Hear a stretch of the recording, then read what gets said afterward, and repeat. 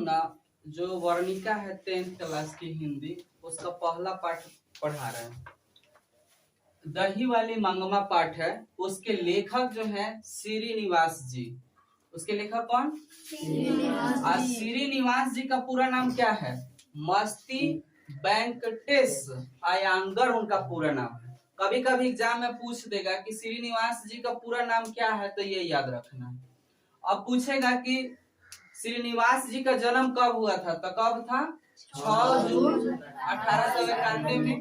कोलार एक जगह है जहाँ पे सबसे ज्यादा सोना होता है। ये भी कभी कभी पूछ देगा क्वेश्चन में कहीं भी कि सबसे ज्यादा सोना कहाँ होता है भारत में, तो कहाँ पे? कोलार। अब वो कहाँ है? कोलार कर्नाटक में है। ठीक है, देखो ये कैसी कहानी है, तो ये कन्नड़ भाषा की कहानी है। कहाँ कन्नड़ भाषा कहाँ पर चलता है? तो कर्नाटक में चलता है, वहाँ कन्नड़ भाषा चलता है। ठीक है, अब देखो ये कहाँ से लिया गया है, तो कन्नड़ कहानी जो है जिसका नाम है नेशनल बुक ट्रस्ट इंडिया, वहां से ये लिया गया है।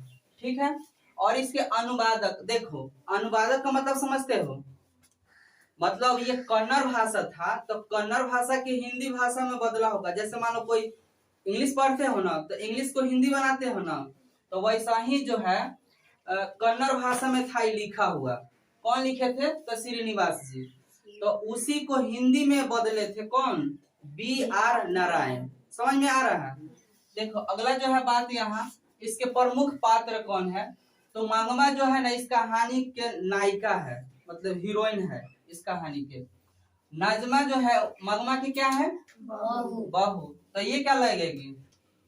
मंगमा क्या लगेगी? सास लगेगी। ठीक है, जो कथावाचिका है वो माँ जी रहती है, जितना कुछ जो बात कहती है तो वो उसमें एक माँ रहती है, लेखक के पत्नी, उससे ये जाके सारा बात बताती है। प्रतिपदा, यानी प्रतिपदा में क्या है कि ये कहानी जो है किस पर आधारित है, तो किस पर है? परिवार में आर्थिक अधिकार के लिए सास बहू में चलने वाला द्वंद्व। यानी नहीं होता है घर में कि है कि बेटा है मेरा, ये पोता है, तो अधिकार नहीं जमाता है लोग, उसी पर ये लेके कहानी है। अब क्वेश्चन देखो, क्वेश्चन ध्यान से सुना लोग। इस क्वेश्चन के लिए हम कहानी सुना देते हैं। जैसे देखो, मंगमा का अपने बहू के साथ किस बात को लेकर विवाद था? विवाद था मतलब लड़ाई था। तो देखो ये सच है, दुनिया का सब लोग जानता है कि ये बात सच है कि माँ जो है ना अपने बेटा पर से अधिकार नहीं हटाना चाहता है। कोई अपन चाहेगा माँ कि हम अपन बेटा को छोड़ दें? और जब पत्नी आती है तो वो चाहती है अपने पति पर हक जमाना। ठीक है, इसी बात को लेकर वो सास बहू में खूब लड़ाई होता है। ये बात क्वेश्चन लिखा जाएगा ना इतना। अगला क्वेश्चन क्या है? रंगपा कौन था और वह मंगमा से क्या चाहता था? तो देखो जो मंगमा है ना, उसके गांव में एगो व्यक्ति था जिसका नाम था रंगपा।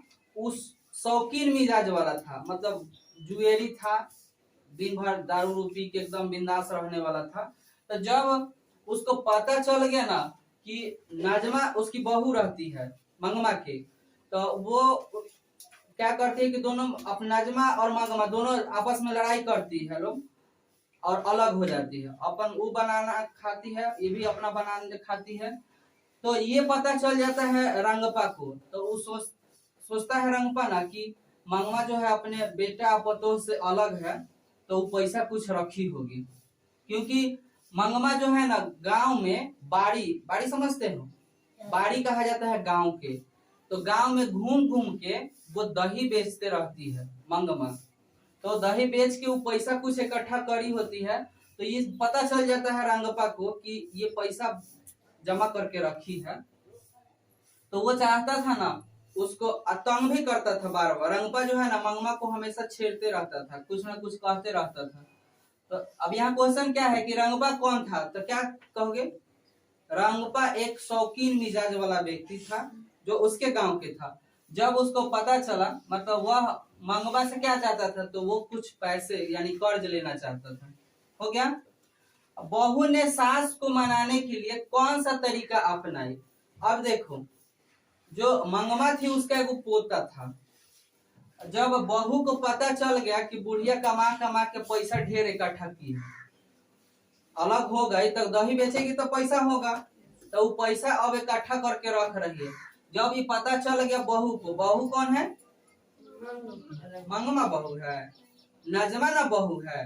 तो नजमा को जब पता चल गया कि हमारे सास के पास बहुत पैसा है, तो वो क्या करने लगी ना कि अपन बेटा के, नजमा बेटा को कहे क्या बउआ जाने वो दादी के पास जाना, मतलब अपने बेटे को है ना बार बार उसके पास भेजने लगी ताकि उसको माया आ जाए और कुछ पैसा हमको दे दे। समझ में आ गया क्वेश्चन का क्या जवाब है? बहू ने सास को मनाने के लिए कौन सा तरीका अपनाया? तो वो अपने बेटे को ढाल बनाकर किसको? दादी के पास भेजने लगी ताकि कुछ पैसे उसे दे दे। हो गया। अब देखो चौथा क्वेश्चन है कि सास बहू की लड़ाई में मंगमा के बेटा ने किसका साथ दिया? तो आजकल सही बात है कि अब माँ बाप को छोड़ देगा लोग, लेकिन मेहरारू के नहीं छोड़ेगा। ये बात देख रहे हो ना? तो यह भी वैसा ही किया था। सास बहू में लड़ाई हुआ था तो वो अपने माँ को छोड़ दिया, अपने पत्नी के साथ रहने लगा। बात समझ में आ गया? ये सारा क्वेश्चन सब कोई को दिमाग में